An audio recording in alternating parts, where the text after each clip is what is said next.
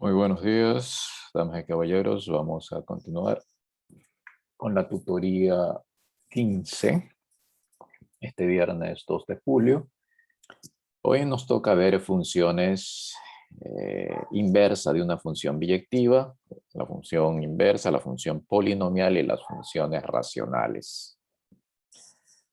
Bien, son tres temas en los cuales el primer tema, de hecho, ya lo hemos visto un poco cuando veíamos conjuntos, en las cuales yo tenía la inversa de una función, y en conjuntos hablábamos de que la inversa de una función era básicamente eh, retroceder sobre los pasos. Si yo fui de un conjunto de salida A hacia un conjunto de llegada B, yo regreso sobre los mismos pasos para construirme mi función inversa.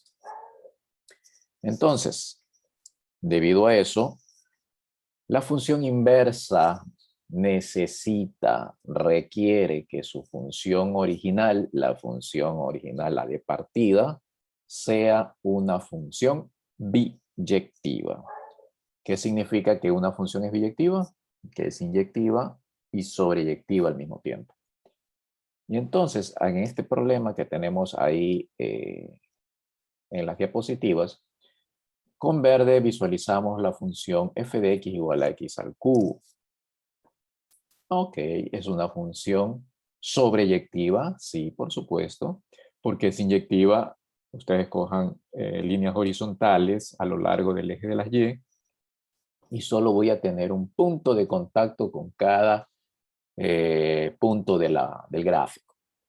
Si ustedes observan en el eje sobre el eje de las X, parecería que la función es horizontal, pero no. El problema con esta función f de x igual a x al cubo es que los valores que toma cerca del cero son tan pequeños que parece como que si fuese una línea recta la que está cruzando el eje de las y y x justamente en x igual a 0, pero no es así.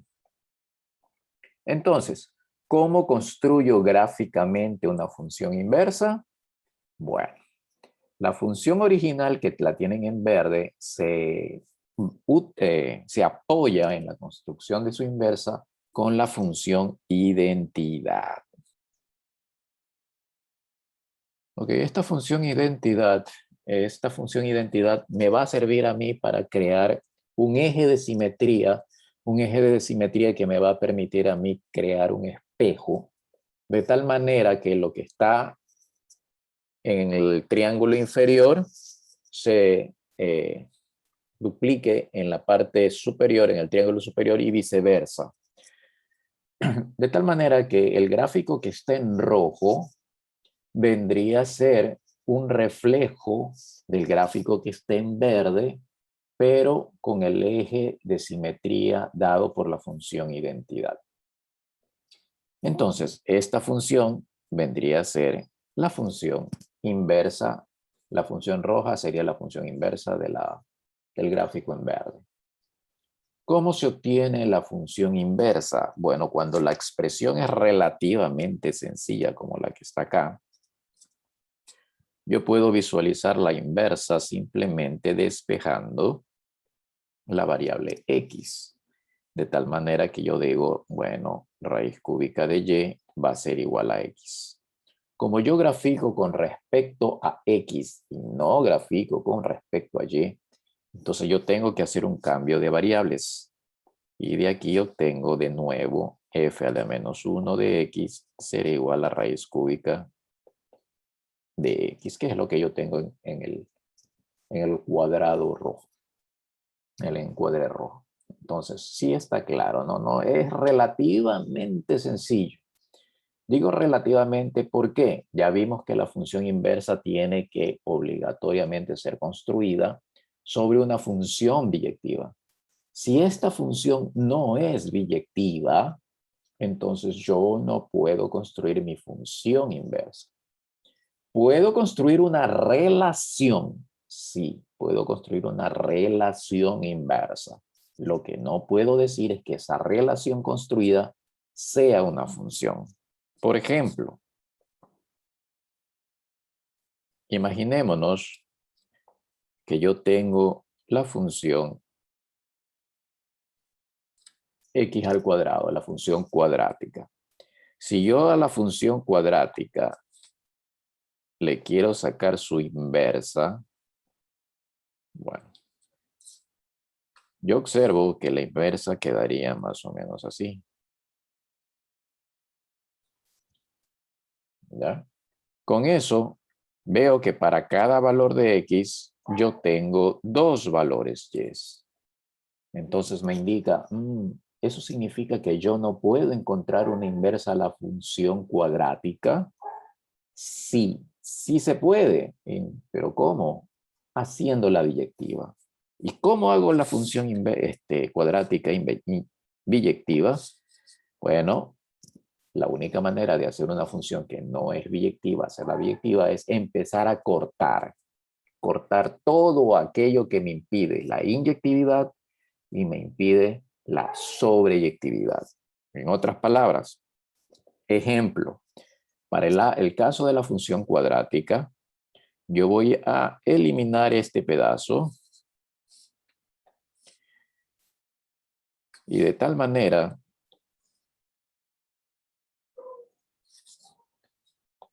que yo tendré solamente desde el 0 hacia la derecha, la parte positiva, y de esa forma yo aquí tendré raíz de x y acá x al cuadrado. ¿Qué le he hecho para x al cuadrado? Bueno, el dominio de x al cuadrado va a ser los reales positivos, incluido el 0. ¿Ya? Además, he cortado función de el conjunto de llegada, ya no son todos los reales, es decir, que x al cuadrado es una función definida de los reales positivos, incluido el 0, hacia los reales positivos, incluido el 0. ¿Ya? Es decir, corté y solamente en el primer cuadrante, si lo visualizan como cuando vayamos a ver trigonometría, solamente el primer cuadrante vendría a ser tanto mi conjunto de partida como mi conjunto de llegada en ese plano cartesiano. Con eso en mente, entonces, la función inversa sería la raíz cuadrada de x. ¿Ya? Si por el contrario yo cojo y digo, no, yo voy a hacer mi función inversa no a partir de esta restricción de mi función original, sino que voy a coger el otro lado. Bueno, también se lo puede hacer. Todo lo que involucre el hecho de cortar para transformar una función a su correspondiente función biyectiva, está bien, siempre y cuando yo me acuerde de cuáles son mis dominios. Imagínense este de aquí. ¿Ya? Entonces,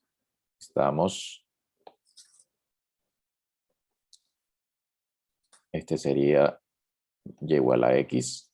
Mi función de simetría, esta sería x al cuadrado. Y esta, en cambio, sería raíz cuadrada de x. Pero en este caso, ¿más o menos? Menos. Menos, así es.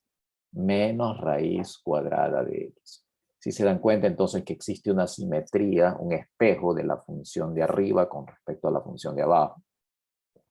De tal manera que yo puedo generar funciones inversas a cualquier función, incluidas las que no son biyectivas, cortando los conjuntos de partida y los conjuntos de llegada. De esa manera se trabajan, por ejemplo, en trigonometría, cuando veamos función seno, coseno, tangente, esas funciones no son biyectivas, como la tangente no va hasta el infinito. Sí, pero recuerde que la tangente se repite, la tangente es periódica. Entonces, para evitarme, por ejemplo, en la tangente que deje de ser biyectiva, yo restringo mi conjunto de partida y de esa manera la puedo voltear.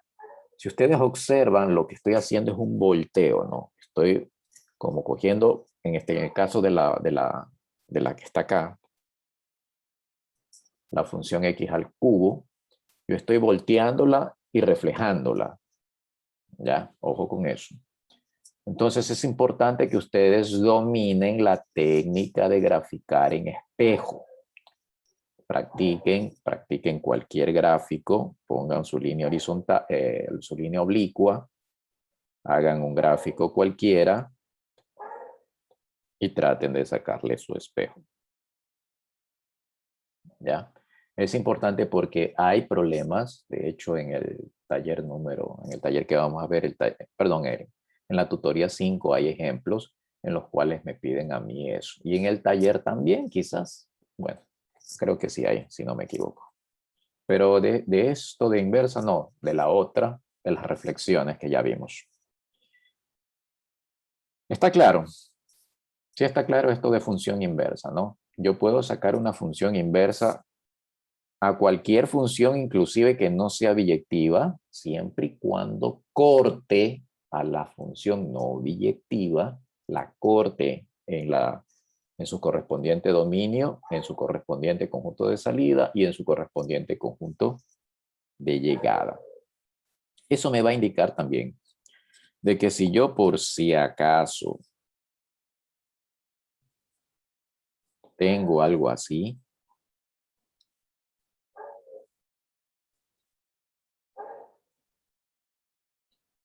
eso es una función compuesta.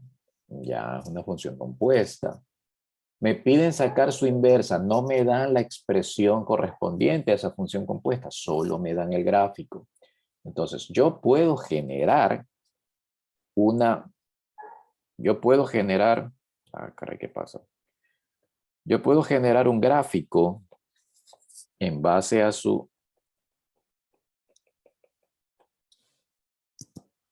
en base al eje de simetría de la función identidad, por ejemplo, así. Okay, este estaría por acá. Este estaría por acá. Si este está allí, el otro está por acá. Se va, qué sé yo, así. Y así sucede. Bueno, está mal graficado, pero esa es la idea. Entonces, si observan entonces que lo que está en verde no es función. Para hacer la función, yo tengo que eliminar algo. ¿Qué elimino? Bueno, eso depende de si el problema les dice qué es lo que quiere finalmente, entonces tendrán que eliminar lo que el problema les pide.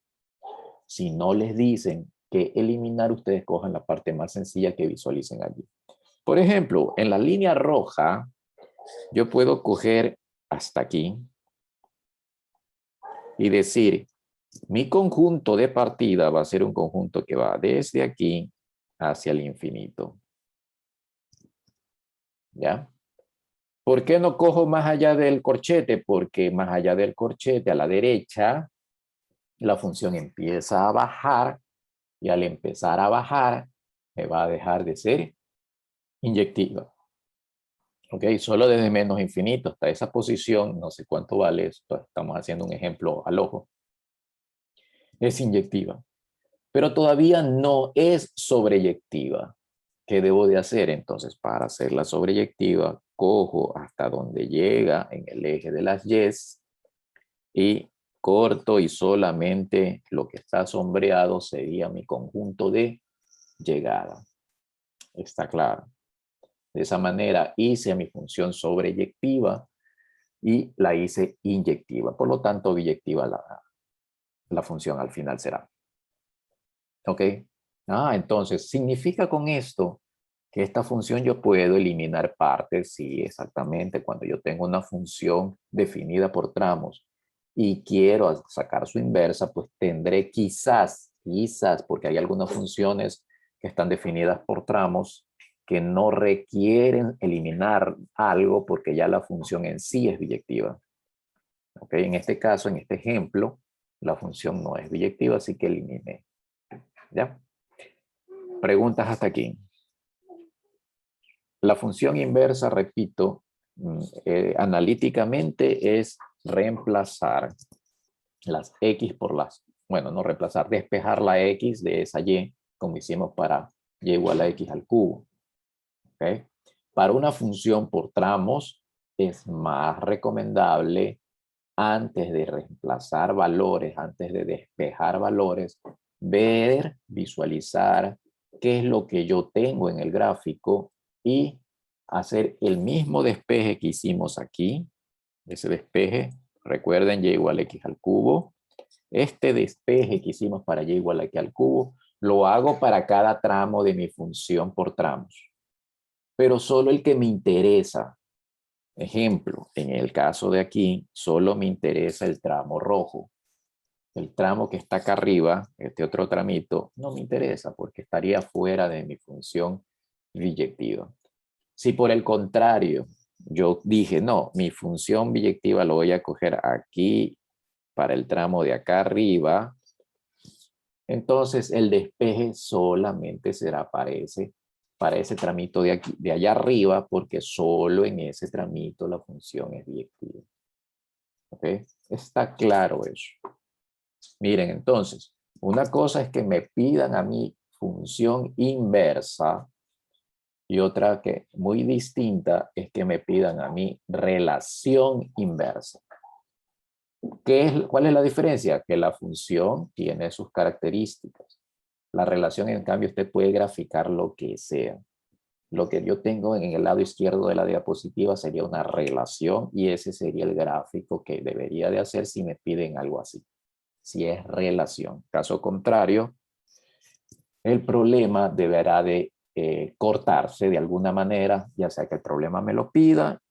Por ejemplo, me pide el problema que la función inversa sea lineal en el problema que está ahí a la izquierda. Si es lineal, cojo el tramo superior, porque el tramo superior es una recta.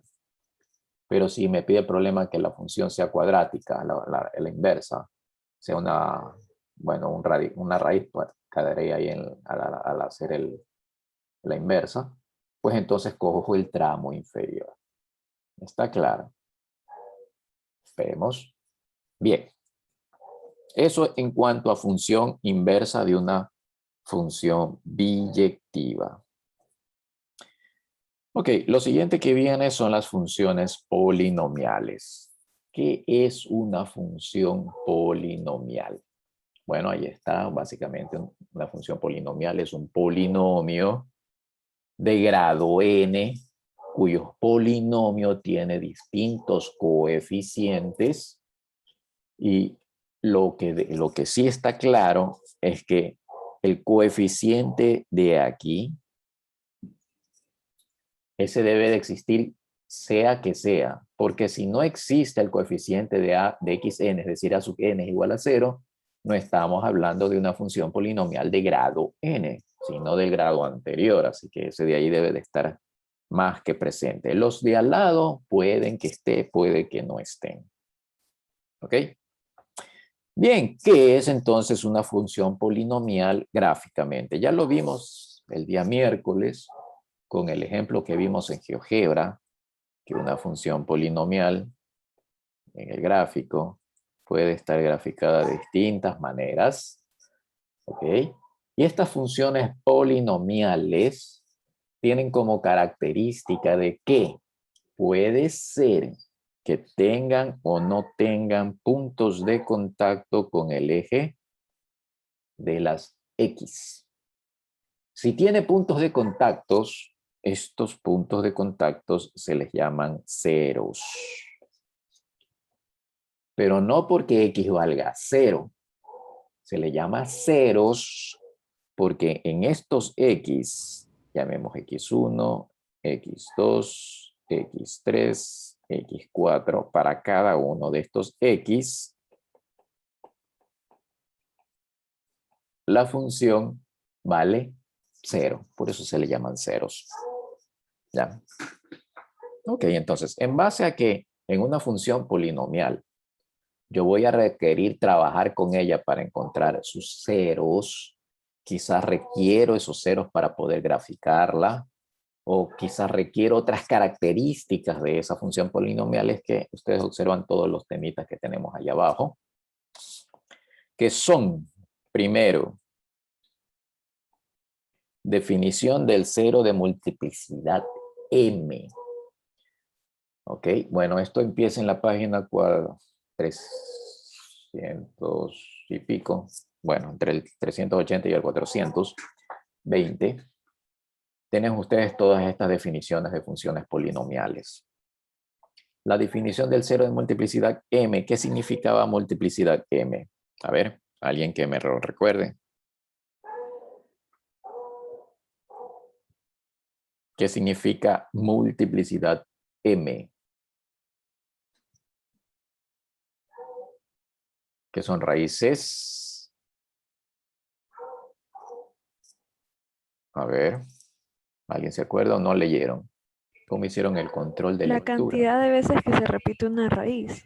Así es. Esta es básicamente repetir raíces.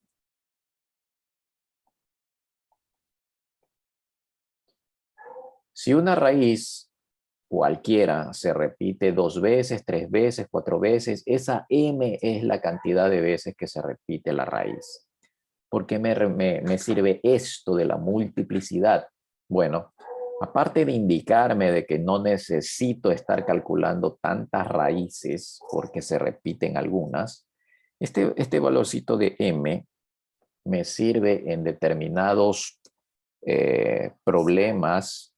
Ustedes van a ver ya cuando en cursos futuros dentro de la universidad, de que las raíces de multiplicidad m me permiten resolver problemas con un cierto problema de una manera, y si ese problema no tiene multiplicidad m, entonces se resuelve de otra manera.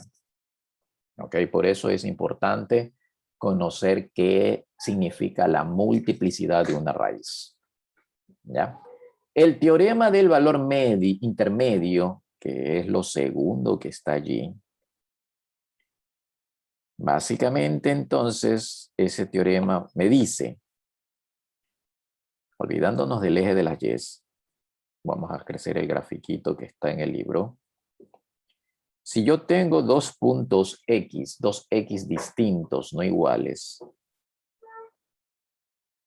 en el cual el un punto dado por la coordenada a, f de a, y el otro punto dado por la coordenada b, f de b, si ambos puntos se encuentran en zonas distintas a partir del eje de las x, recuerden, este es el eje de las x, el uno está arriba, el otro está abajo, esto me está indicando de que mi función polinomial, cual sea que sea esta, tiene aquí al menos, y aquí viene la palabrita de al menos, un 0 en ese intervalo. O sea, que desde aquí hasta acá, al menos hay un 0. ¿Por qué digo que al menos hay un 0? Porque puede haber más de uno. ¿Cuántos ceros pueden haber? ¿Pueden haber 2? Pregunto.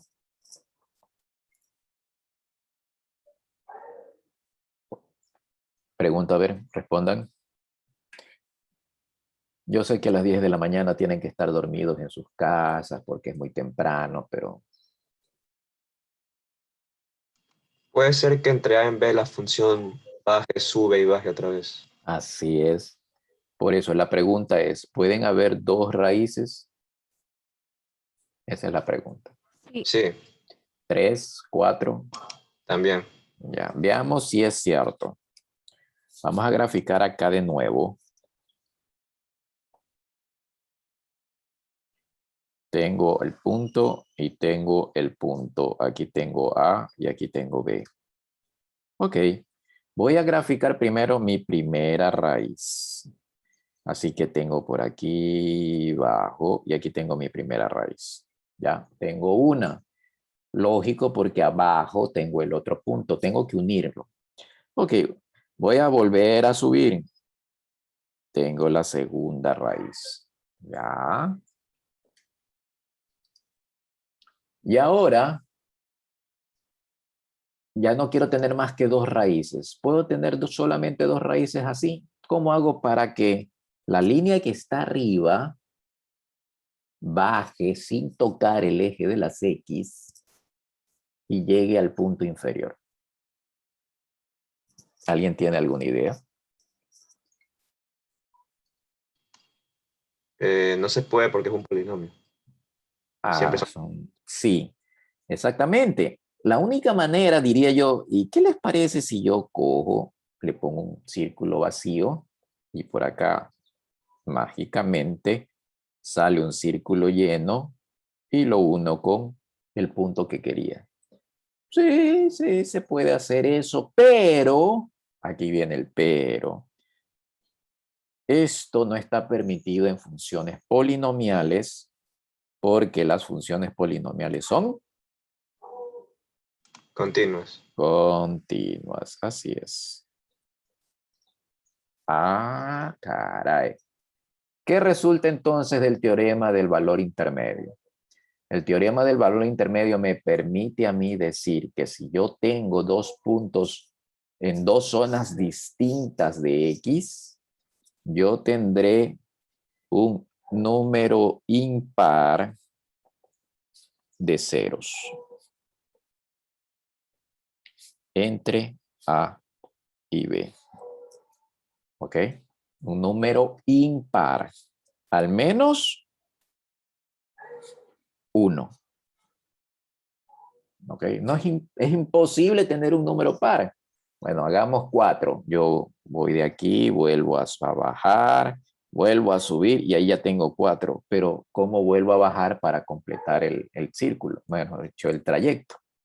No se puede. Entonces, el número de ceros es impar entre dos valores A y B que tengan el valor F en la parte superior e inferior, o sea, en partes contrarias. Es decir, que tengan distinto signo. El signo de la una, de F de A, sea signo contrario al valor F de B.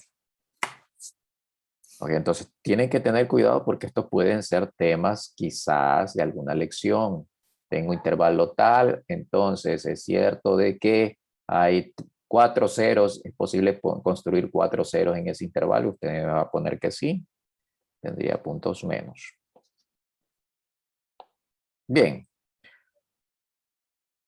Operaciones con funciones polinomiales. ¿Qué son esas? Ahí abajo está suma, resta, multiplicación y división.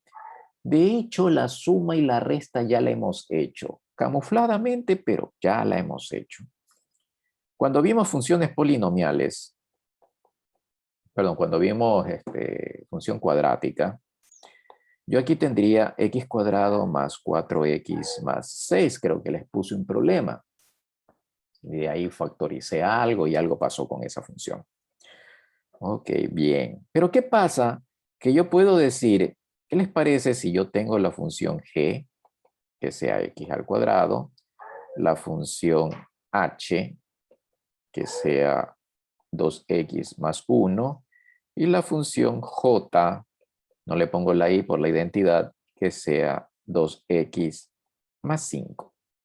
¿Me estoy inventando? No, no me estoy tan así inventando, sino estoy diciendo f de x va a ser igual a g de x más h de x más j de x.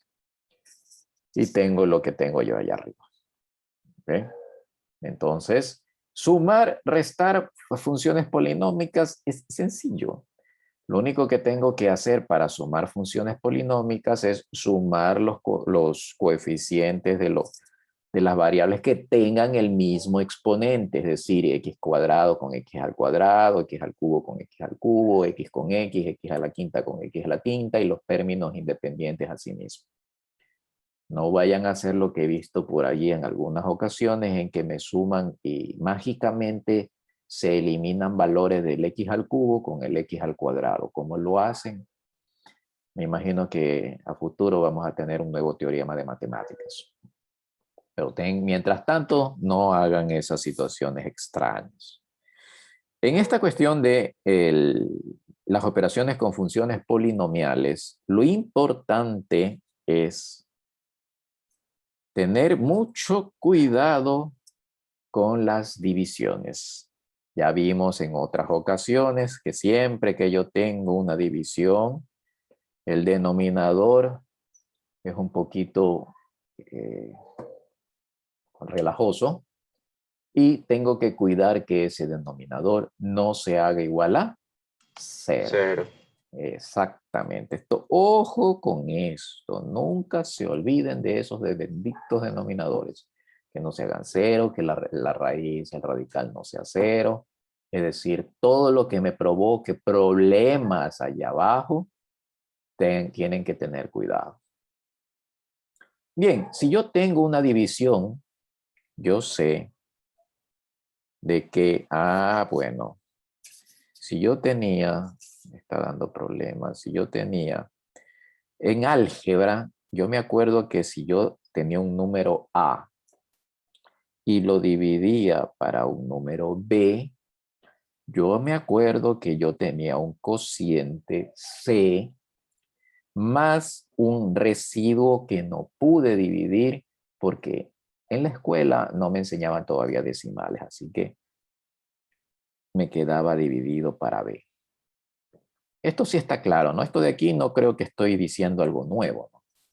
Es básicamente la definición de qué es lo que pasa cuando yo estoy dividiendo.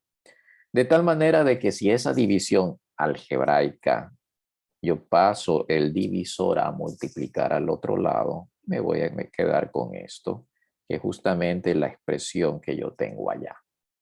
¿Ya? En otras palabras, cuando ustedes dividan por la técnica normal dos polinomios, les debe de dar un cociente y les debe de dar un residuo. En otras palabras, si yo tengo, ay, ¿qué pasó? A ver, y ahora se hizo más pequeño.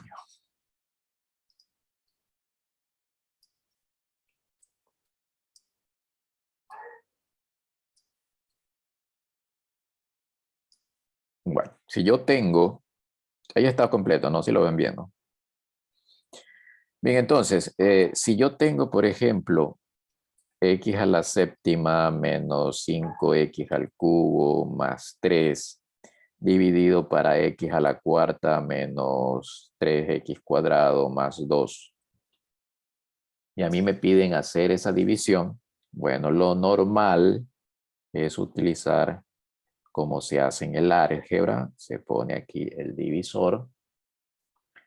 Pongo el dividendo. Y el divisor, así como están dividiendo a la izquierda, divisor a la derecha, empiezo a hacer mis cálculos, empiezo a hacer sumas y restas, y aquí me va a quedar un cociente. Y aquí al final me va a quedar un residuo. ¿Ya? Eso es lo que está expresado ahí en esa línea de ahí.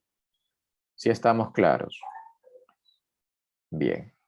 Pero entonces, ¿qué es división sintética?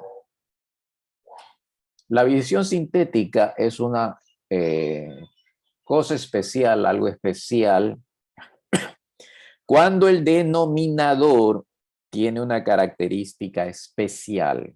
¿Qué característica especial está asignada a Q? ¿Alguien que me diga? El grado es menor que el... Menor igual creo que era. Menor igual. Algo más, algo más, algo más aparte de eso. Obviamente tiene que ser menor igual. Pero el grado debe de ser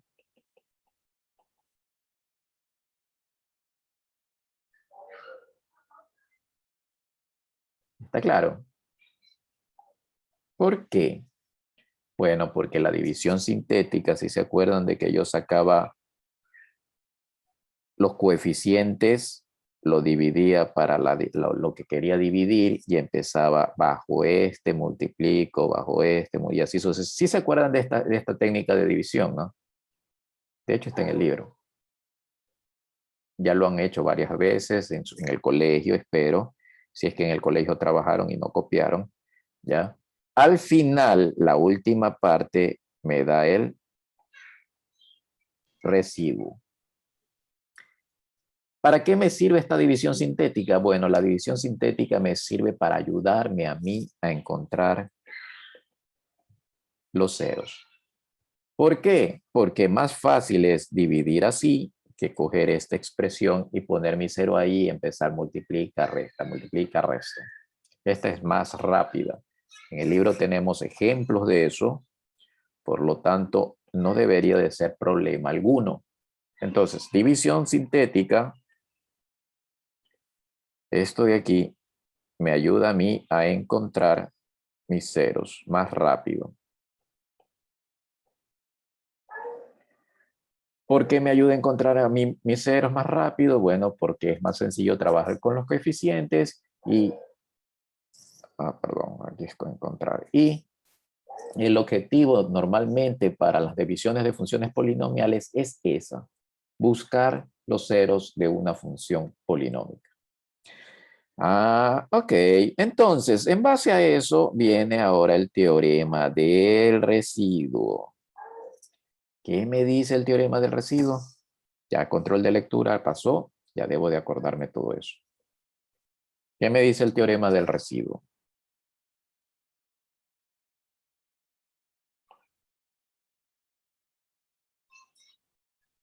A ver. Se tiene que igualar a cero el denominador y los valores que hacen cero se reemplazan en el numerador y eso me da el resto. A ver, repito. O sea, tengo dos polinomios dividiéndose. Ya, El del denominador tengo que igualarlo a cero ya. y ahí encontrar pues los valores que hagan cero. O El sea, despejar, denominador. claro. Y eso de ahí se reemplaza en el numerador. Y lo que me da ahí me da el residuo. Ya creo que se está confundiendo con el de abajo, pero bueno. El teorema del residuo, bueno, ese está en la página 429, 428, es el siguiente. Vamos a hacerlo gráficamente. No está en la 428, no está gráficamente, nosotros sí lo vamos a hacer gráficamente para que se entienda mejor. Imagínense que este es un polinomio f de x, es continuo, ¿ok?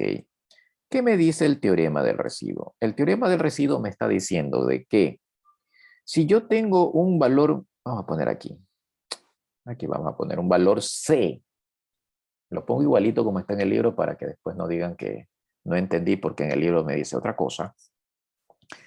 Si yo tengo un valor c cualquiera, ya sea positivo, negativo, un x cualquiera, en este caso c, de aquí para acá, este punto va a tener de coordenadas c, f de c. ¿Sí está claro? Es decir, que aquí vale f de c. Eso debe de quedar claro, porque estoy encontrando esos puntos que están sobre la curva esa, sobre la curva polinómica. Es lógico suponer que tengo f de c allá arriba. Bien, el teorema del residuo me está diciendo de que si yo divido, cojo este valor de c y me creo un polinomio llamado x menos c, ¿ya? Miren que lo estoy construyendo.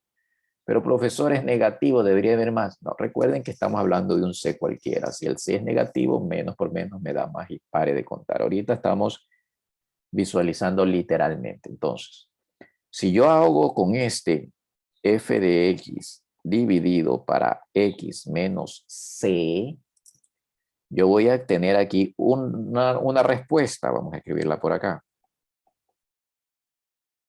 Perdón, f de aquí. Esto es... Entonces, f de x sobre x menos c me daría un cociente que, bueno, ya utilicé la c, voy a utilizar otra letra. Vamos a utilizar la d. Ya. Más un residuo, Ese residuo es f de c. Sí está claro. Debe quedar claro esto me dice el teorema. O sea, f de c sería el R de X que ya pusimos dividido para lo que no quede o no se dividió. X menos C. ¿Ya? En otras palabras,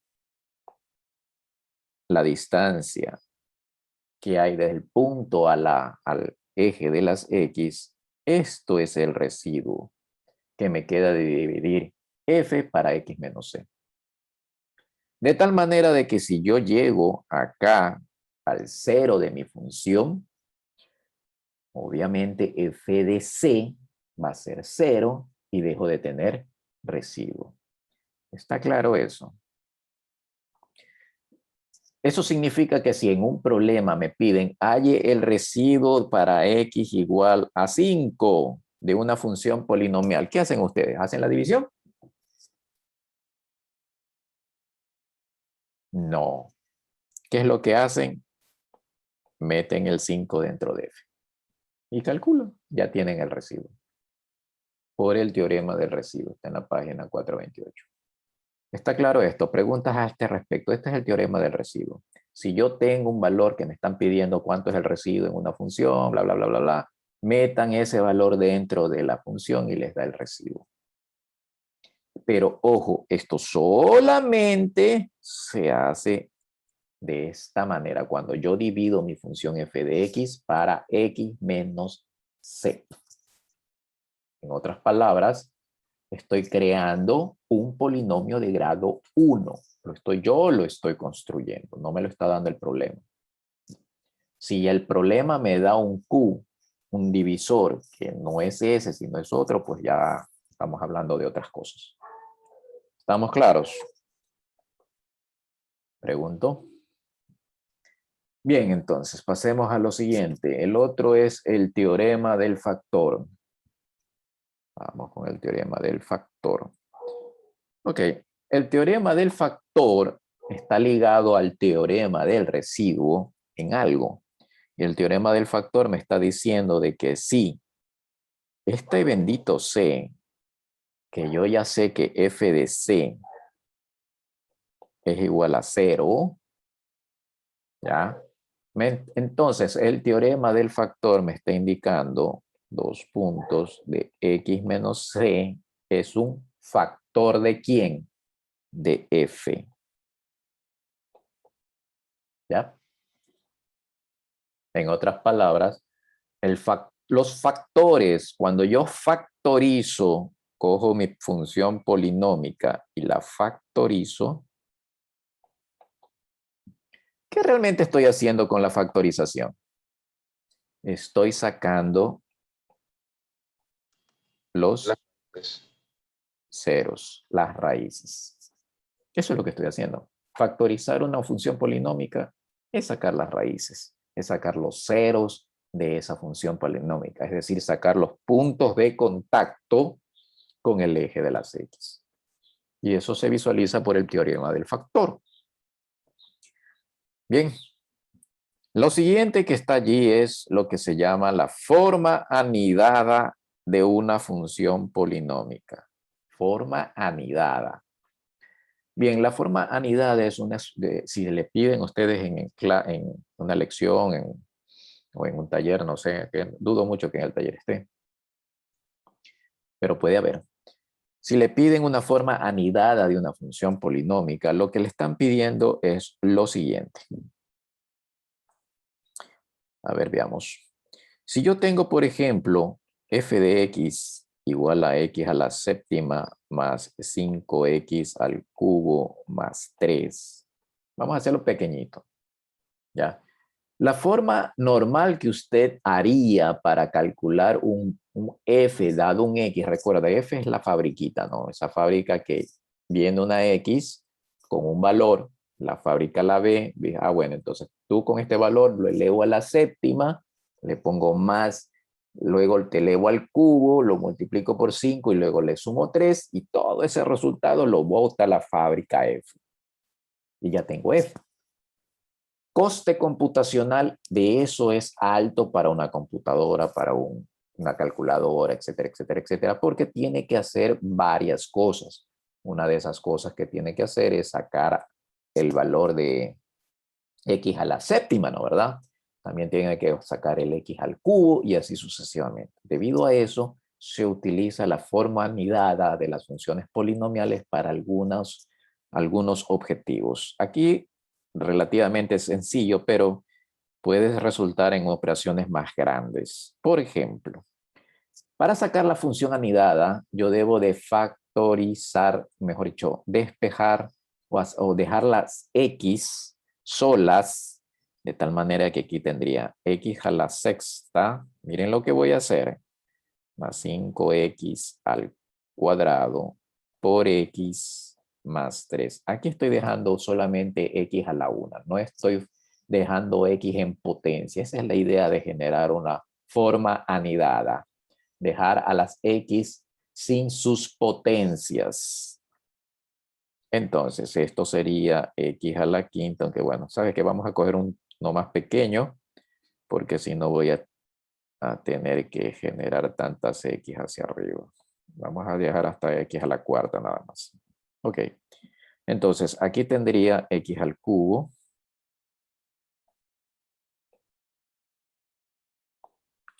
Luego diría, ok, una vez que tengo esto, yo vuelvo a sacar un valor y aquí tendría X al cuadrado más 5X por X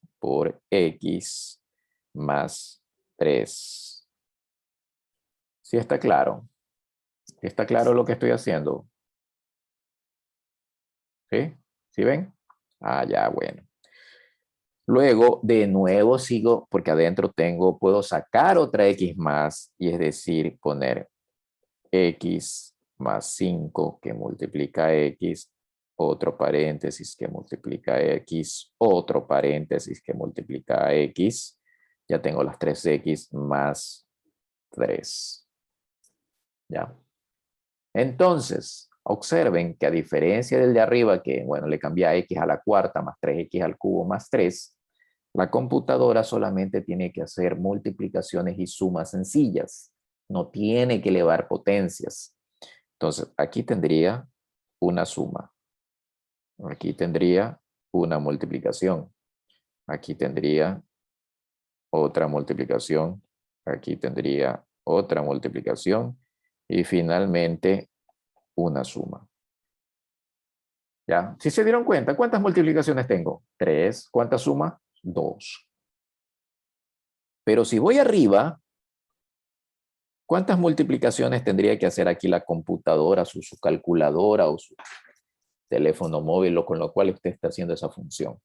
Si ustedes observan, ahí tendría que hacer para la X a la cuarta, ¿cuántas multiplicaciones?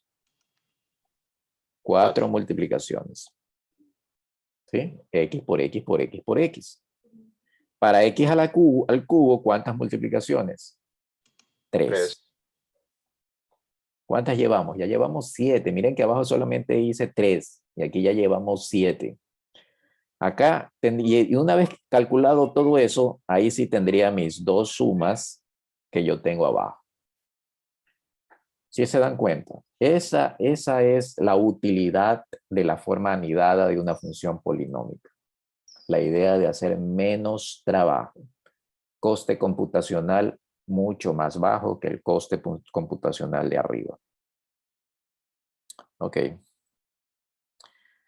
Bien, espero que hasta aquí todo normal. Cambiemos. Luego tenemos el teorema del número de ceros. ¿Qué me dice el teorema del número de ceros? Bueno, para el teorema del número de ceros se coge el exponente más grande de la función polinómica, es decir, el del primer término. Normalmente el primer término se pone a la izquierda. Y ese primer término con su mayor exponente me está diciendo de que el número de ceros va a tener como resultado que el máximo número de ceros es n. ¿Y por qué? Bueno, no vamos a demostrar tanto, eso es un teorema y lo vamos a dejar así. Pero en otras palabras, aquí la palabra clave de esto es esta. máximo. No estoy diciendo que el número de ceros es igual a n, sino el máximo número de ceros es igual a n. ¿Qué significa? Que, Menor bueno, igual. puede ser menor igual, es decir, el número de ceros encontrados puede ser menor igual que n. ¿Por qué? Porque estamos hablando de funciones polinomiales en los reales. Si nos vamos más allá, cuando ya lleguemos a los números complejos, entonces ahí en los números complejos, esto se transforma en esto. Pero esto solo en los complejos. ¿Eso qué significa? Que una función polinomial de grado n sí tiene n raíces. Solo que en los reales no necesariamente todos van a estar allí. Pueden estar también en los, existir raíces reales imaginarias. Debido a eso es que se pone el menor igual. Entonces tengan cuidado con eso. El menor igual es porque es el máximo. O sea, el máximo que puede alcanzar es n. Más abajo de eso puede, más arriba está prohibido. Ok, entonces con esto de que yo ya el n me da el número de ceros posibles, que en el teorema del factor, con el teorema del residuo, la división sintética, bueno, me puedo ayudar para encontrar mis ceros de una función polinomial.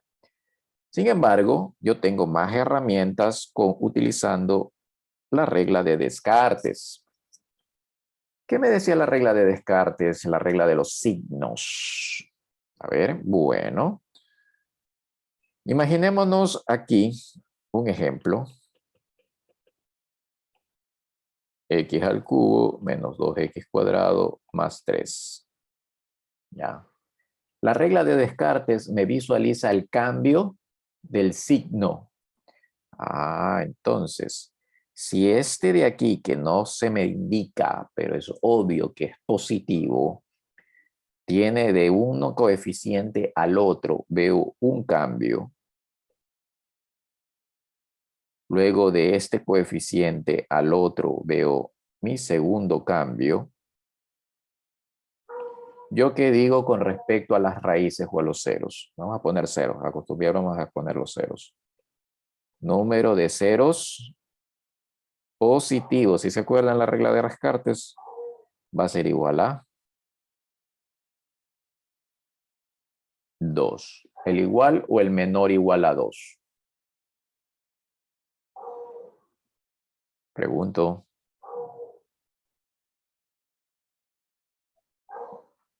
Búsquenlo rápido, está en la página...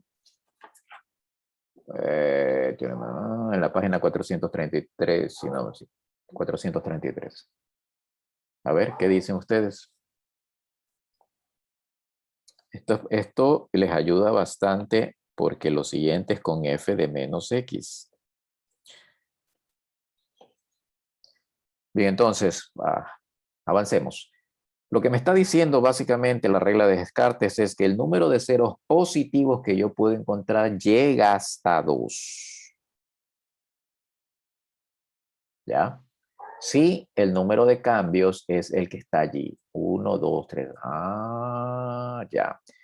Con lo que, si yo en la regla de Descartes ahora cambio la x por menos x, yo tendría aquí menos x al cubo menos 2x cuadrado más 3. ¿Ya? Entonces, con esto en mente, yo aquí veo, si yo he cambiado mi x por menos x, yo aquí veo, aquí no hay cambio, sigue siendo negativo. Pero aquí hay un cambio. ¿Ya? Eso me está diciendo que el número de ceros negativos va a ser igual a 1. ¿Ok? ¿Por qué no le pongo el menor igual que 1? ¿Alguien me dice el por qué? Deben de acordarse de sus buenas clases de colegio, si es que se acuerdan. A ver, ¿quién me dice qué problemitas tengo yo aquí con las raíces? Bueno, Porque si le pongo menor o igual, no estaría cumpliendo lo de... No, no, sí, espera, no, me confundí. puede ser 0. Si arriba puedo poner raíces positivas, puede ser menor o igual que 2, o sea, menor o igual que 2 significa 2, 1 o 0. Acá, negativas, ceros, 1, puede ser 1 o 0. Bien, no tanto así. Recuerden, por el teorema del número de ceros, ¿cuántas raíces hay como máximo? 3. Bueno, vamos a hacerlo en forma general, menor o igual que n. ¿Ok? Cuando estemos hablando de complejos, el número de raíces cambia y es igual a n. Ya no menor o igual que, sino n. Pero resulta que las raíces complejas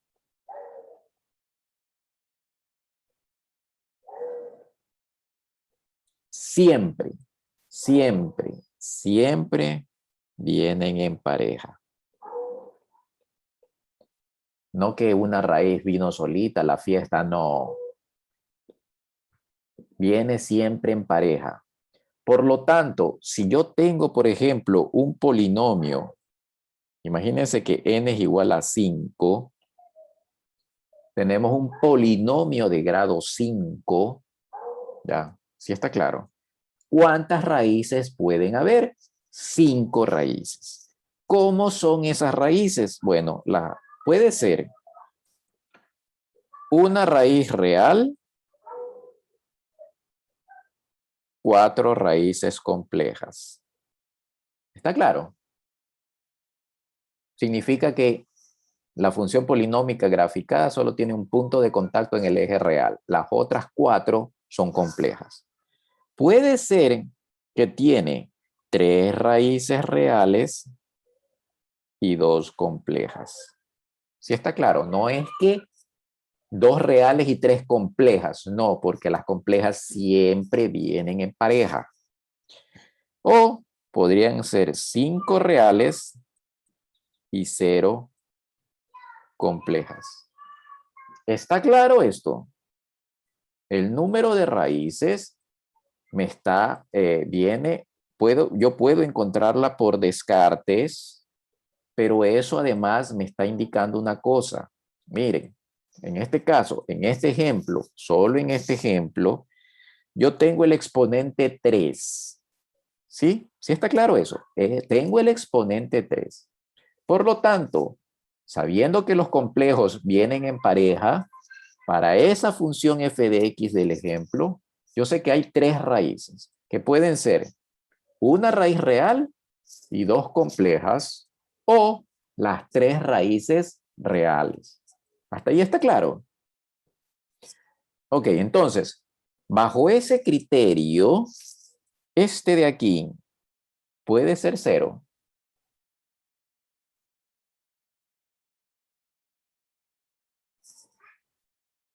No, porque habrían 3 complejas y dijimos que eran pares. No pueden ser 3 complejas, es un 0, ¿no? ¿Verdad? Si hay ¿por qué? Porque arriba ya dijimos que los ceros son positivos, pueden llegar hasta 2. Entonces, digamos, hagamos un 0 aquí. Entonces, los positivos, si no son 2, porque el complejo no. ¿Sí está claro? A ver, esto me va a ayudar a mí a encontrar los ceros de una función. ¿Sí está? Bueno, asumo como no me responden, asumo que está claro. Ok, vamos a hacerlo después, si alcanzamos, porque a las 11:50 arranca el taller. Si alcanzamos, hacemos problemas. Bien, vamos a lo siguiente. Teorema de los ceros racionales. ¿Qué es un número racional? Bueno, un número racional es un número expresado de esa manera, como un quebrado, siendo A y B números enteros, es decir, que puede ser un quebrado negativo también, ¿no? Entonces, lo que me está diciendo, y en base a lo que está escrito en el libro utiliza P y Q, yo voy a utilizar A y B para no confundir con estas expresiones de aquí, que utilizo P y Q como polinomios, vamos a asumir A y B. Bueno, es que también voy a tener un problema. Bueno, utilicemos P y Q igual. ¿Qué me dice el teorema del residuo? Perdón, el teorema de los ceros racionales. Me dice que yo puedo encontrar mis ceros aproximando a ciertos racionales sacados ¿de dónde? Voy a sacar del P, voy a sacar a través de A sub 0 y Q voy a sacar a través de A sub n. ¿Pero cómo lo saco? Haciendo P factor de A sub 0 y Q factor de A sub n. Ah, ya. Entonces, ejemplo, imaginémonos que yo tengo f de x igual a ver, veamos, un número 15x al cubo, menos 3x cuadrado, más 8. Imaginémonos eso. ¿Ya? Entonces, tengo a sub n aquí, a sub 0 acá. Este va a estar relacionándose con P, este va a estar relacionándose con Q. Entonces, primero con P, saco todos los factores de P. P puede tomar ¿qué valores? Bueno, P puede tomar los siguientes valores. 2, 4, ¿y cuál más? 8. 8. Q tengo 15, le saco 3, 5, 5, 1. Entonces, Q puede tener los valores 3, 5, 15. ¿Ya? ¿Y el 1, profesor? El 1, Q dividido, todo dividido para 1 igual me da. Ah, usted está hablando en el otro. Aquí sí. En el otro sí, en el Q no. Porque Q igual a 1 dividido para 1 no hay problema. Eso me da entonces la pauta de que mis posibles raíces serían posibles, no significa que son posibles. Para P, vamos a coger, entonces cogemos para cada una de las expresiones 1 sobre 3, podría ser 2 sobre 3, podría ser 4 sobre 3, podría ser 8 sobre 3, ¿ya? Y además de ello, más, menos, más, menos, más, menos, más, menos. ¿Está claro? Luego cogemos lo mismo de P arriba, pero con Q igual a 5. Entonces tendríamos 1/5, 2/5, 4/5, 8/5, más, menos, más, menos, más, menos, más, menos. ¿Sí está claro? Pero eso es bastante. Y eso que me falta todavía uno más. Sí es bastante, pero es mucho menos que coger toda la recta real, que son infinito número de posibilidades de raíces. Ya, ahora bien, ¿cómo yo sé cuál coger? Bueno, para eso me puedo servir del teorema del residuo. Ya que tengo ya valores, yo los puedo reemplazar en la función y ver cuál es 0 y cuál no es 0. O en su defecto, utilizar división sintética, que es casi lo mismo, para encontrar si en la división sintética el residuo me da 0. Y la división sintética es mucho más fácil de hacer que la división completa. ¿Sí está claro esta situación? Entonces, en los problemas que ustedes van a ver en las tutorías, en las lecciones, en las pruebas de salida o en el examen, van a ser en este sentido de funciones polinómicas en las cuales les van a pedir ya sea el gráfico. En el gráfico les dan un gráfico y les dicen esta función polinómica de qué grado podría estar siendo. Bueno, ustedes ven cuando todos son los puntos de contacto. Y yo podría estar diciendo, bueno, hay 3 puntos de contacto. Lo mínimo es de grado 3. ¿Por qué lo mínimo? Porque pueden haber raíces complejas. Así que si son raíces complejas, el grado de ese gráfico que cruza 3 veces por por el eje de las X sería grado 3, grado 5, recuerden las complejas vienen en pareja, grado 7 y así sucesivamente. ¿Ya? ¿Sí estamos de acuerdo? Y asimismo se les puede pedir con una función polinómica no muy grande, encuentren la suma de las raíces. Normalmente se les pide así, la suma de las raíces de esta función polinómica me da 10, me da 9, me da 7. Entonces el estudiante tiene que sacar primero las raíces y luego sumarlas. ¿Ya? Bueno, sigamos con lo siguiente. Funciones racionales. Ok, ¿qué es una función racional? Lo mismo que estábamos haciendo en funciones con raíces, en las funciones de acá, las funciones polinomiales. Ahora, la parte del denominador no es solamente una función lineal pequeñita, x menos c, ¿sí? Porque a la parte inferior, cuando tenía x menos c, si me daba el residuo 0, tenía un 0 de esa función. Ahora tengo una expresión más grande abajo, un denominador más grande. Aquí se aplica también este criterio, que si yo divido P para Q me va a dar un cociente y me va a dar un residuo. Ese residuo es lo que no pude dividir. Si yo paso a multiplicar la Q al otro lado, yo voy a tener exactamente la misma expresión que tenía en el anterior. P igual a C por Q más R. Así que aquí no es que voy a inventar otro tipo de expresión, es lo mismo. Solo que ahora estoy trabajando con un polinomio más grande en el denominador.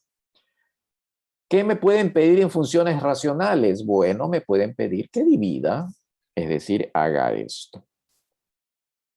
¿Ya? ¿Puedo utilizar división sintética aquí en una división de funciones racionales? Sí, siempre y cuando ustedes tengan abajo en el denominador una expresión como esa. ¿Está claro? ¿Ya? No, es que tengo x al cuadrado menos 3x. No, no, tiene que tener x menos c. Pero, ¿y qué pasa si yo tengo esto? Voy a poner lo siguiente. 2x menos 5. ¿Puedo utilizar división sintética? Esa es la pregunta. A ver, ¿qué me dicen? Sí se puede. ¿Cómo? Habría que... Miren que tengo que dejar solita la X. Ah, ¿cómo dejo sola Sería la X? 2x menos 5 igual a 0 y me daría 5 medios. X igual a 5 medios. Ya, esto exactamente es igual a P de X por 2x menos 5 medios. ¿Ya? Ah, y entonces, ¿y este 2? Bueno, ese 2, vamos a poner aquí, es un medio que multiplica a P de X sobre X menos 5 medios. Con esto yo ya puedo utilizar división sintética, pero, y aquí viene el pero, no se olviden que aquí tengo algo afuera. Ojo con eso, o sea, me pueden aplicar toda la división sintética, está bonita la división, veo en un problema de ustedes que han sabido multiplicar, saben sumar, saben restar muy bien, todo que les quedó bonito, pero se olvidaron de esto. No se olviden que lo que están aquí poniendo afuera también es importante. Entonces, en un resultado, si me piden el cociente, yo hago mi división sintética, pongo mis coeficientes de P, los pongo así porque no conozco, y le pongo 5 medios acá. Empiezo a hacer las divisiones, bla, bla, bla, bla, bla, bla, bla, bla, bla, bla. ¿Ya?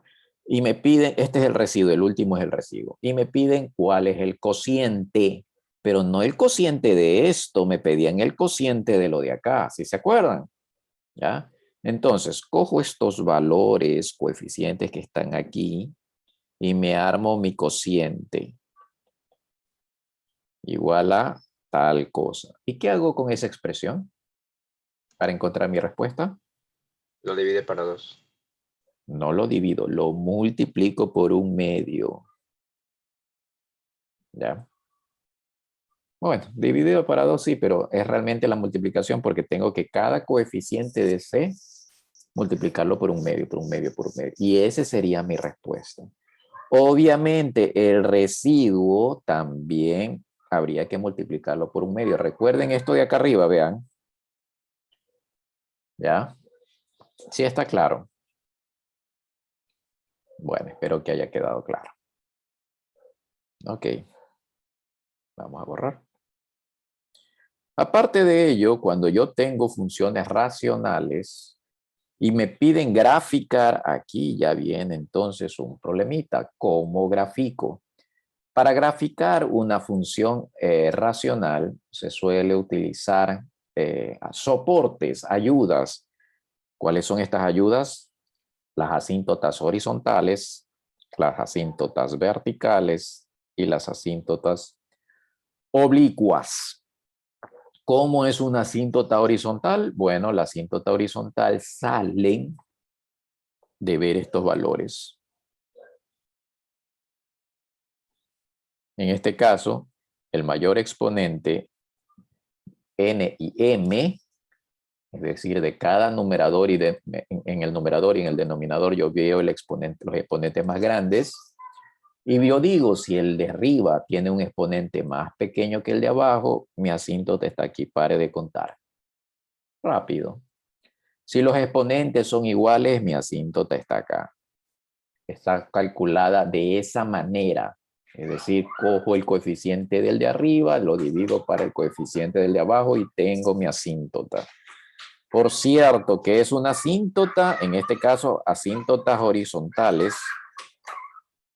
son líneas horizontales a los cuales la función tiende. Por ejemplo, imagínense esa. Yo tiendo a esa función. Tiendo. Nunca llega a toparla, sino que en el infinito esta función se hace lo que diga la asíntota. Bien, las asíntotas verticales, en cambio, están dadas por el denominador. ¿Por qué estarían dadas por el denominador? ¿Qué dicen ustedes? ¿De qué me tengo que cuidar? De los ceros. Ajá. De los ceros. No pueden ser ceros. Entonces, ¿de dónde saco mis asíntotas? Bueno, cojo Q, lo igualo a 0, y ahí están todas las asíntotas. ¿Cómo que están todas las asíntotas? Sí, yo cojo esta función polinomial y la factorizo. Cada elemento factorizado me va a devolver una asíntota vertical.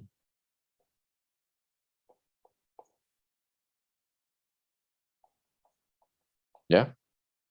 Ejemplo, bueno, vamos a hacer uno sencillo, rápido. Imaginémonos que Q de X terminó así. X menos 2 al cuadrado, X más 3 por X menos 1. ¿Ya? Esto es Q, el que va abajo en el denominador. Entonces, con esto yo digo, en X menos 2, yo tengo aquí una asíntota cuando X es igual a 2. Mi primera asíntota. Acá, con X más 3, yo digo, aquí yo tengo para X igual a menos 3, estoy despejándolo, igualo a cada uno a 0 y lo despejo. Aquí tengo mi segunda asíntota. Y para X menos 1, tendría X igual a 1. 3 asíntotas, pero profesor, aquí hay un 2. Es multiplicidad 2. Sí, habría otra asíntota, pero es la misma. Es en la misma asíntota X igual a 2. Entonces, gráficamente, si yo tengo 2 aquí, 1 acá y menos 3 por acá, yo tendré que poner línea punteada en mi gráfico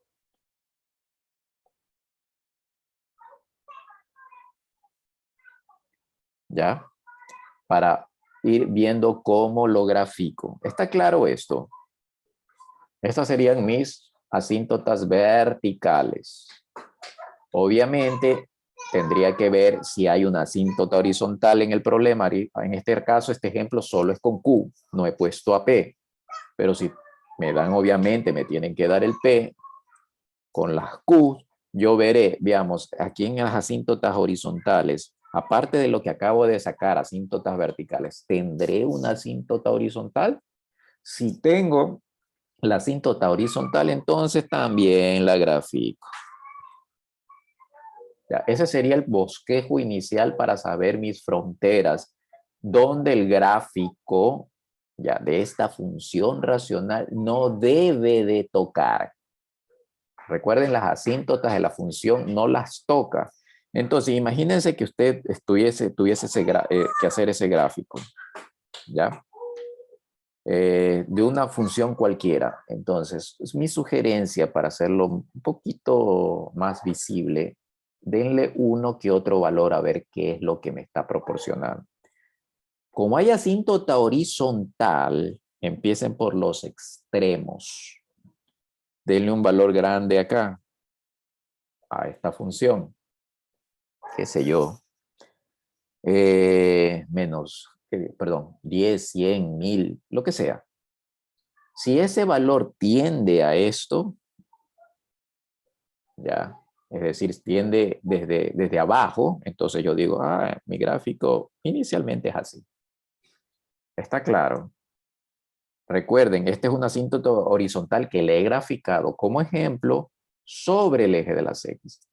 Por lo tanto, si yo escribo por aquí un valorcito y veo que está por debajo de mi asíntota, el gráfico tiene que ser así obligatoriamente.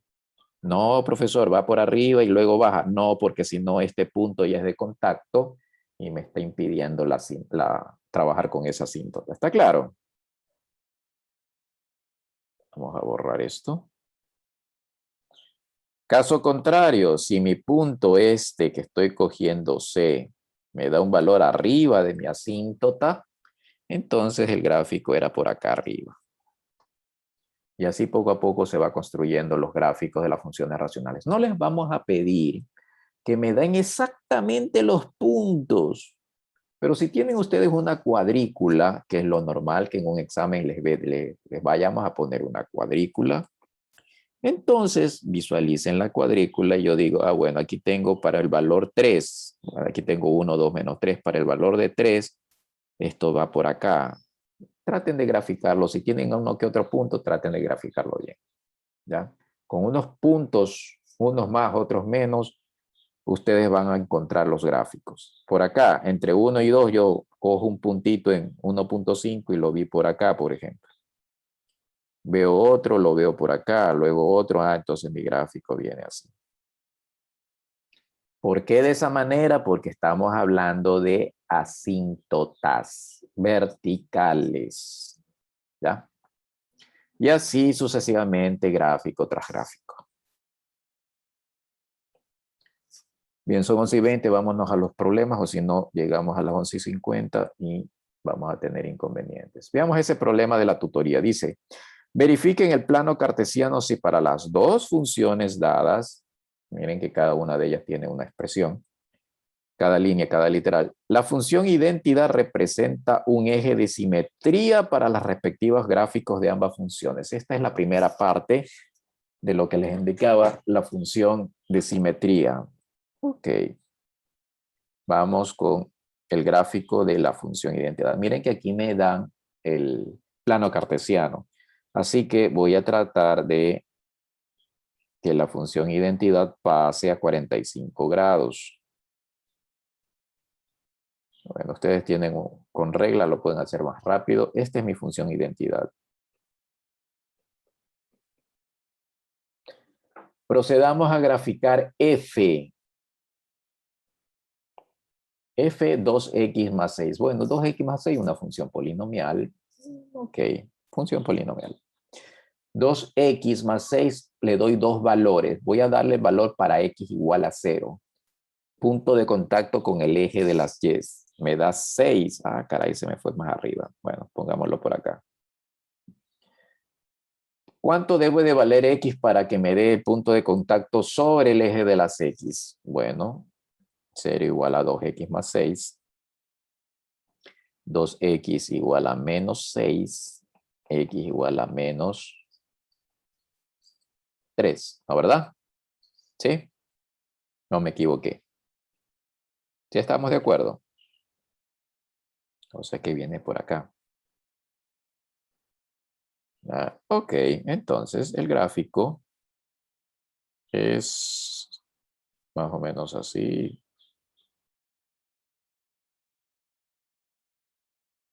Y sigue de largo. Ya. Parece ser que hay un punto de contacto aquí. Sí, parece que hay un punto de contacto. Si se dan cuenta que por cada 2 unidades que yo bajo, me desplazo uno a la izquierda. Si se dan cuenta, vean. ¿Por qué? Porque la pendiente es 2. Ya. Vamos a graficar el otro con línea verde. G de X, X medios menos 3. Ah, bueno, X medios menos 3. Voy a poner para X igual a 0 a dónde va a parar. Con X igual a 0, aquí, X medios me da 0. Menos 3 me da menos 3. Estemos acá. Ok. Ahora voy a hacer el punto de contacto con el eje de las X. Para hacer eso hago X medios menos 3 igual a 0. 6. X medios menos es igual a 3, X igual a 6. Ok, entonces significa que estaba por acá. Ups, bueno. ¿Ya? Entonces, la pregunta que me dice, ¿la función identidad representa un eje de simetría? ¿Sí o no? Sí, porque son inversas. Ajá. Entonces, la primera verdadera. Entonces, resulta que f a la menos 1 de x resultó ser g de x. Veamos, ¿será verdad? Bueno, hagamos eso. Verifiquemos. Cojamos f de x igual a 2x más 6. Vamos a ponerlo como y para despejar x. Y menos 6 igual a 2x. Bajo el 2, entonces y medios menos 3 es igual a x. Ah, cambiando las x por las y, ¿me da o no me da eso? Correcto. Sí está claro. ¿Preguntas? Pueden hacer ustedes el resto, la B y la C. Sí, ¿no? Bueno, espero. Vamos a hacer solamente un bosquejo. Como están pidiendo la función identidad como eje de simetría, entonces ya por allí la manera de resolver este problema es coger las f's, ¿ok? Y llevarlas a su función o relación f a la menos 1. Si yo busco esto y veo que es igual a g, entonces digo, eso que está allí es verdadero, representa un eje de simetría. ¿Sí está claro? Vamos a hacer el segundo, el último se los dejo a ustedes. Veamos, f de x sería igual a y, esto es igual a x cuadrado más 5. Me dicen para x mayores iguales que 2. Observen lo que ya les mencionaba en función biyectiva y cosas así. Yo estoy cortando algo aquí. ¿Por qué? Vamos a ver. Y menos 5 igual a x cuadrado, raíz cuadrada de y menos 5 es igual a x. Ya, pero el y me sale un radical. El radical, supuestamente las raíces son más menos. ¿Qué signo aplico aquí? ¿Qué signo creen? Bueno, de lo que está acá arriba yo diría, puedo utilizar el más para hacerlo igual a g, ¿no? Pero, y aquí viene el gran pero, eso depende de la condición que me están poniendo acá. Me están diciendo x cuadrados mayores o iguales de 0. Es decir, los valores de x son positivos. Por lo tanto, al ser positivos, la raíz es positiva. ¿Qué pasa si yo en lugar de ponerles aquí mayor igual que, les hubiera puesto menor igual que? Y aquí le dejo igualito como está. Si se dan cuenta que hubiera sido dos cosas completamente distintas, solamente cambiando ese símbolo. ¿Ya? ¿Preguntas hasta aquí? Bien, entonces hay maneras de generar baches en un examen. Yo puedo generar baches facilito. Le pongo un negativo acá. Ya no es la inversa de la izquierda. O le pongo aquí menor o igual que 0 y ya no es la inversa de la derecha. Perdón, la izquierda, la inversa de la izquierda ya no es la de la derecha. ¿Sí se dan cuenta? Tengan cuidado con esos benditos radicales, son bastante engañosos. Bien, la última se las dejo para ustedes. Miren, puede ser, observen, mayores iguales que 0. Vean este negativo. ¿Pasará? ¿No pasará? ¿Qué pasará ahí? Ojo con eso. ¿Ya? Bien, dice verifique en el plano cartesiano. Verificar en el plano cartesiano consiste en dibujar. Esa lo del dibujo se los dejo para ustedes para que lo puedan realizar tranquilamente. Vamos con el siguiente. Me dicen, dada la función f de r en r con la regla de correspondencia que está allí, ok, determine de ser posible la regla de correspondencia de la función f de menos 1. Considerando el resultado obtenido previamente, bosqueje en el mismo plano cartesiano las gráficas de la función de identidad, bla, bla, bla, bla. Bien, ¿qué observan allí? Si les dijera que me dieran un punto, les regalo un punto al que me dice qué observan allí y me lo dice bien, seguro que toditos me hablan. Mientras tanto, todos callados.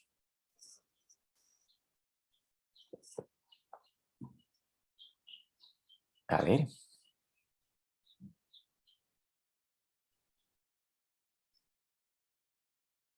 Nadie. Bueno, esto es como algo que yo les dije que creo que a ustedes les dije una anécdota que tuve en el colegio cuando estudiaba. Y es que normalmente el estudiante no observa.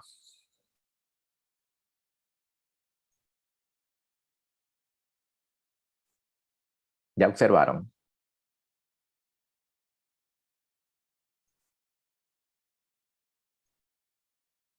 A ver. Todavía no puedo observar. Bien. Estoy hablando que la famosa X está definido para valores mayores que 3. Y para valores menores iguales que 2.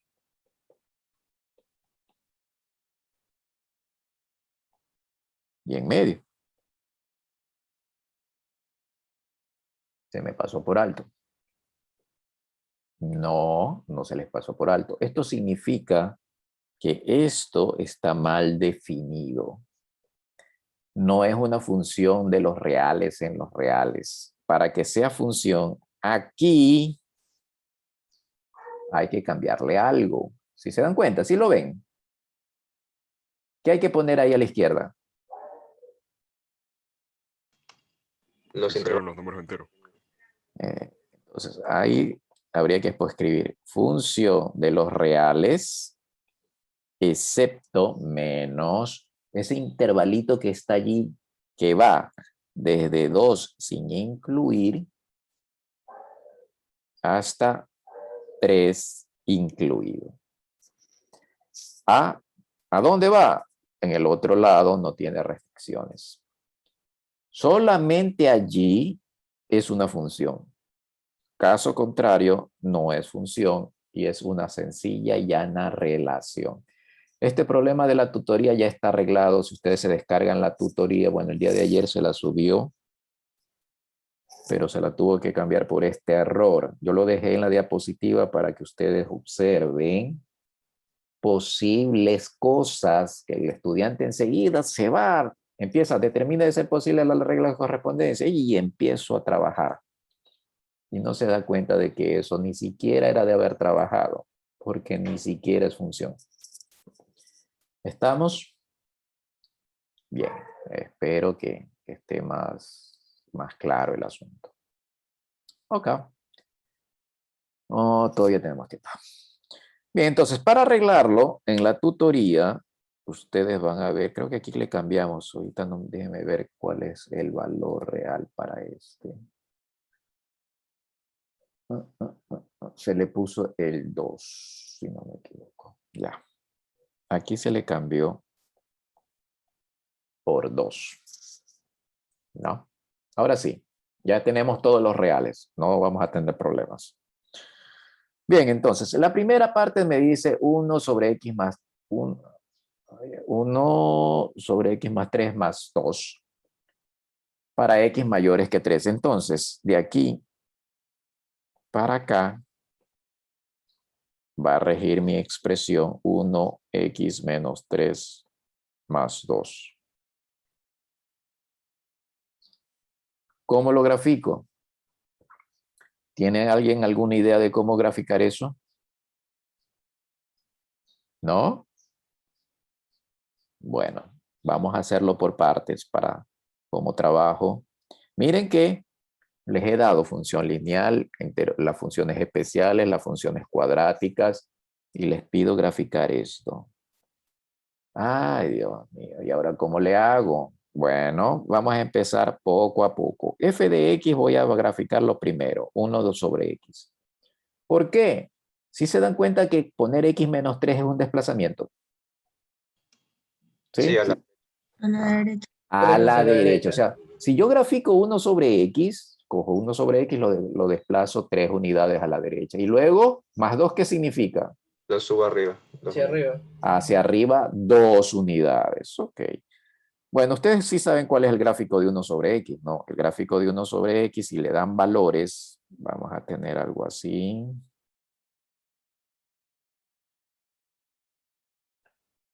Parte positiva.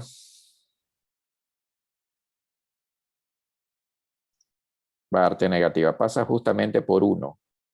Por si acaso, esos serían los puntos, porque 1 sobre 1 me da 1. Los puntos característicos de esa expresión. Entonces, yo veo que tengo 2 asíntotas. Ah, interesante. Estamos hablando de las asíntotas. Claro. Si se acuerdan que, vamos a ver acá las asíntotas. Vean, si los valores, dice, de los n es menor que m, una de las asíntotas horizontales es y igual a 0. A ver, veamos. 1 sobre x. ¿Cuánto vale n aquí? 0. X a la 0 me da 1. Si se dan cuenta, ¿por qué es n igual a 0?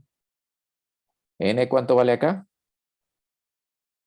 Perdón, m, ¿cierto? Que estábamos hablando de m abajo.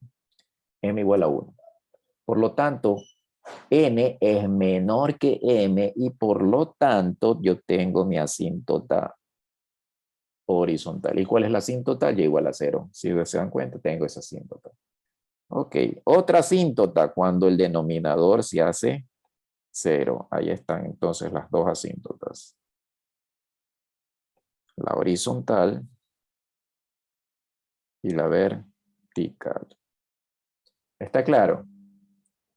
Ahora yo luego digo, esta expresión la voy a desplazar a la derecha 3 unidades. Así que todo, incluido asíntotas, todo se desplaza 3 unidades a la derecha. Ok, entonces esto pasaría, este puntito característico también se desplaza 3 unidades a la derecha. Y tendría, bueno, esto se va hacia el infinito. Y esto se va así. Está claro entonces que hemos graficado solamente 1 sobre x menos 3, nada más. Solamente eso he graficado en azul. Ahora voy a graficar, a ver, ese otro color vamos a poner en negro. más 2. Más 2 cojo estos puntos característicos. Este lo subo acá. Este lo bajo, lo subo. También todo se sube. La que corresponde. Ya, la asíntota horizontal también se sube. La asíntota vertical también se subiría, pero subir una vertical es prácticamente dejarla en el mismo lugar. Así que acá tendríamos mi función. Si está claro, lo que está en negro sería 1 sobre x menos 3 más 2. ¿Ya? Sin embargo, de ese gráfico, de todo lo que me demoré solamente haciendo ese gráfico, ¿cuál es la única parte que me interesa?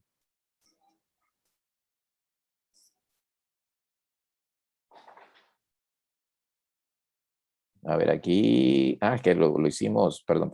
Aquí está mal. Aquí está mal. Lo desplacé. Ah, no, sí, está bien. Sí, está bien. 3 unidades. Esto lo habíamos cambiado, ¿no? ¿Estamos de acuerdo? Eso creo que sí les puse antes. Bien, ¿qué es lo que más me interesa de esta ecuación, de esta figura?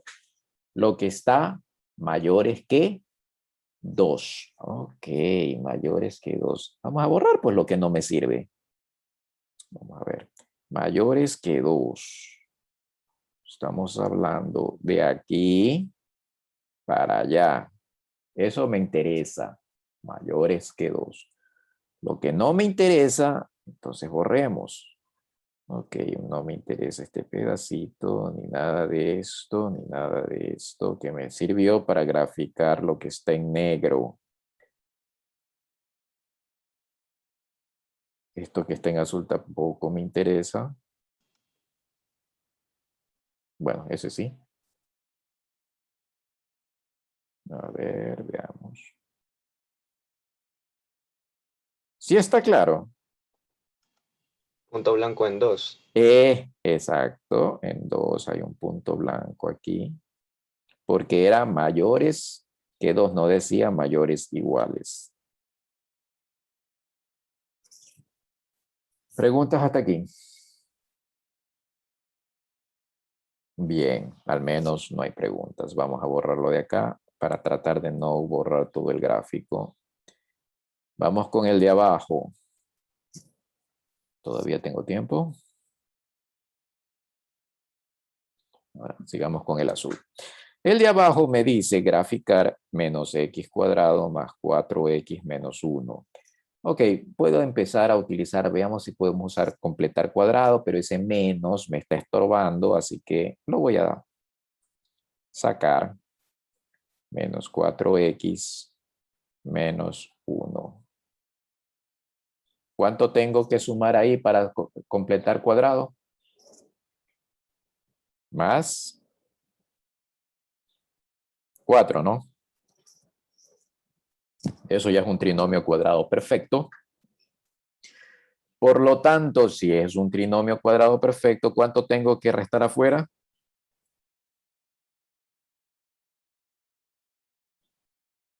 Los 4. Más 4. ¿Sí está claro? Profesor, pero si sumo más 4 afuera, debo de poner menos 4. No, porque aquí hay un negativo. Realmente lo que agregué fue un menos 4, sino que dentro del paréntesis se transforma en más 4. Ojo con esos signos. Esos signos yo he visto ya más que suficiente de problemas de estudiantes que se olvidan de los signos.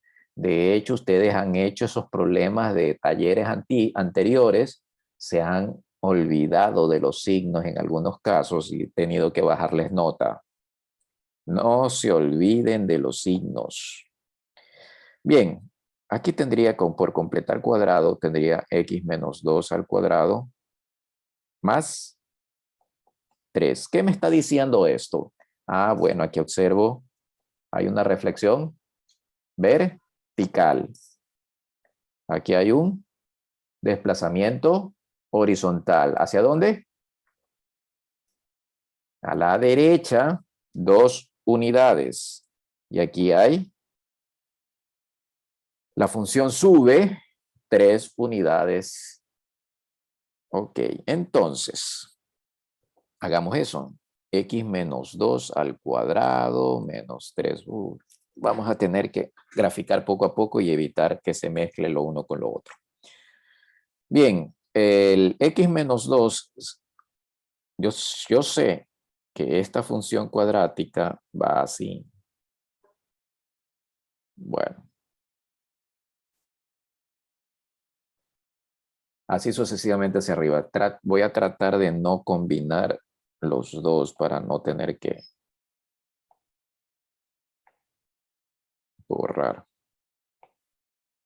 Ok. Bueno, la cuadrática sube, ¿no? Pero recuerden que es la cuadrática. Tengo que desplazarla de allí. La desplazo 2 unidades a la derecha. ¿Sí se dan cuenta que al desplazar 2 unidades a la derecha, supero mi frontera de 2? Entonces, ¿qué parte de mi cuadrática se va a eliminar en mi gráfico? ¿La parte izquierda o la parte derecha?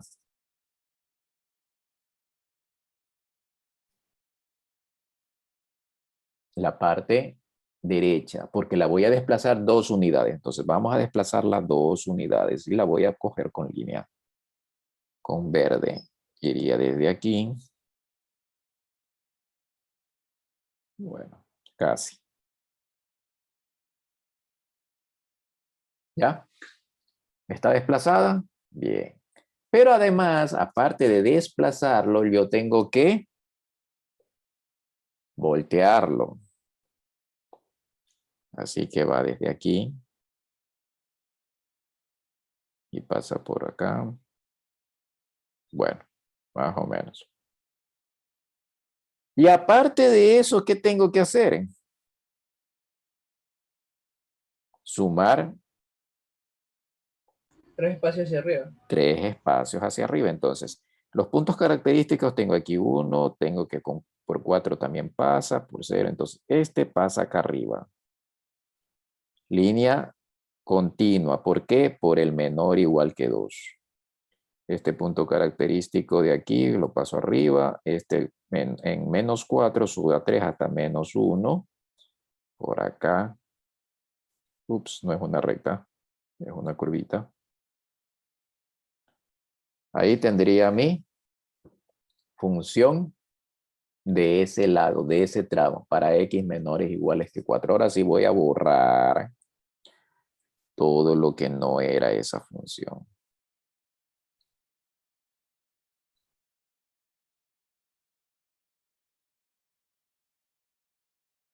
¿Estamos? ¿Qué me pueden decir de esta función? ¿Es inyectiva? Esa función por tramos, ¿es inyectiva? No. No. Por lo tanto, necesito saber si es sobreyectiva. Ya no me interesa. ¿Por qué? Porque me estaban pidiendo función inversa. Esa función no tiene inversa. Puedo crear una relación inversa, es decir, voltear ese gráfico utilizando para ello mi función identidad. ¿Está claro? Pero voltear el gráfico no me va a decir que eso se transforme en una función inversa. ¿Ya? ¿Preguntas hasta aquí? ¿No? ¿No tienen? Bueno. Nos vamos a quedar hasta ahí porque a las 11:50 tienen ustedes el taller.